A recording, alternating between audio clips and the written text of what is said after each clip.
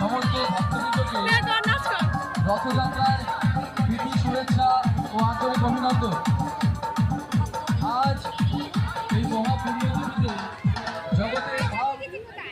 জগতের নাথ প্রভু জগন্নাথ তার ভক্তের সাথে মিলনের উদ্দেশ্যে প্রত্যেক ভক্তের দুয়ারে দুয়ারে এসেছেন। তাই সমস্ত ভক্তবৃন্দ আপনারা আসুন, ভগবানের রথের দড়ি টান দিয়ে আপনার মনোবাঞ্ছা পূর্ণ করুন। জাহাঙ্গীর মাইক্রোফোনের আওয়াজগুলো একটু জোরে দে ভাই।